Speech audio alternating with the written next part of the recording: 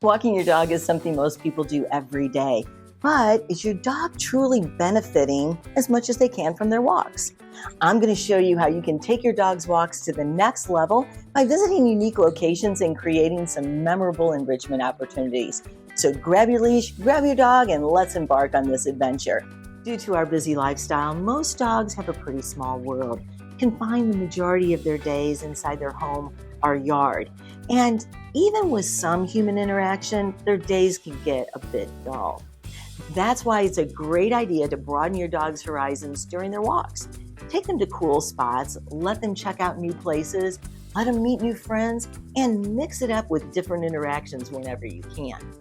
This way, your furry friend gets to have a more exciting day and they'll be much more content and happy. Now, before we get started, I want to bring up a question that everyone asks, and that question is it okay to sniff? My answer is a resounding yes. Dogs' superpower is their nose, and sniffing is the way that they learn about their environment, they learn about people, they get to experience their world. They also learn a lot better once you allow them to utilize their nose and sniff. There's a lot of benefits to sniffing, and one of those is that it reduces stress, but a really important one is that it burns up some of that brain energy. So they're thinking a lot when they sniff, and they're learning a lot, and that can get very tiring. In fact, if you can't take your dog on a long walk, take your dog on a sniffy walk. Let them investigate their world or their environment, and you're going to have a much more tired dog when you get finished with that sniff walk. They'll be way more content and much more happier. And if you have a dog that stresses a little bit about being alone during the day, this will help them out. Encourage them to sniff around, explore various textures, and listen to the sounds of nature. It's like reading a book for dogs. So this will mean that you will have to be a little more patient on your walks and allow your dog and encourage your dog to explore with their nose. Now, back to the walk. The first step in enhancing your dog's walk is to choose unique and interesting locations. Think beyond your typical neighborhood route and be creative. Now, we make it a point to switch up our walks by exploring different places every single day.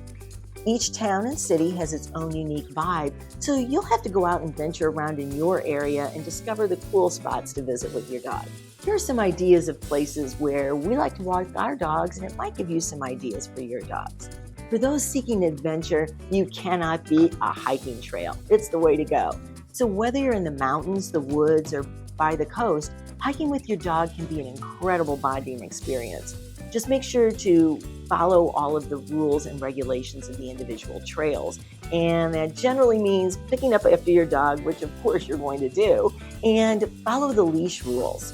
You will see in some of my videos that my dogs are off lead on walks. Now, that's not always how I walk my dogs. Generally, I'll walk them on a long line.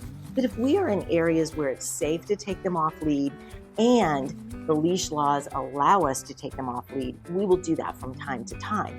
But if you're thinking about taking your dog off lead, you should be prepared. Now, a couple of the things that you should do is, first and foremost, teach your dog a really good recall. A recall is so important because it's life-saving. If your dog decides to chase a squirrel, you better have a good enough recall that you can call them back from that squirrel, because you definitely don't want your dog meandering through the woods while you're searching for them.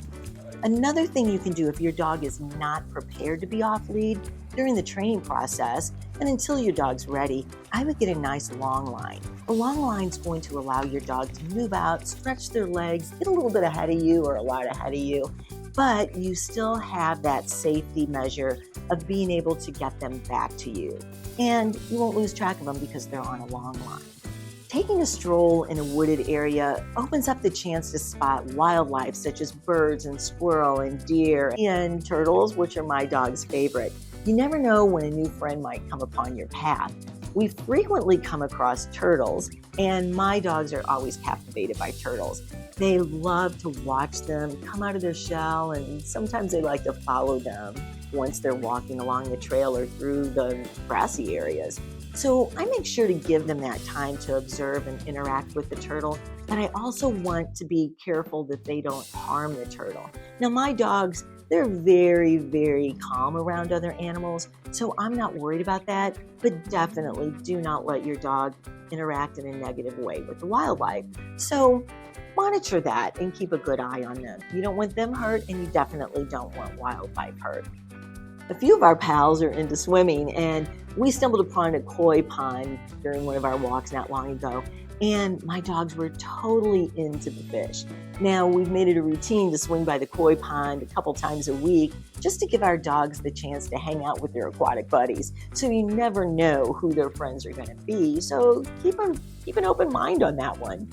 Exploring buildings and other man-made structures can bring about new and exciting experiences for their dogs, and this can be quite enriching, although it might be a little scary.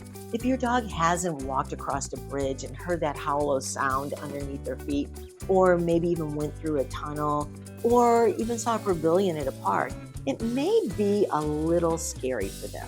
So you want to take those experiences and approach them very slowly. Let your dog move at their own pace. Never push them and never force them. I like to tell people, keep a distance away from the thing that they're frightened of.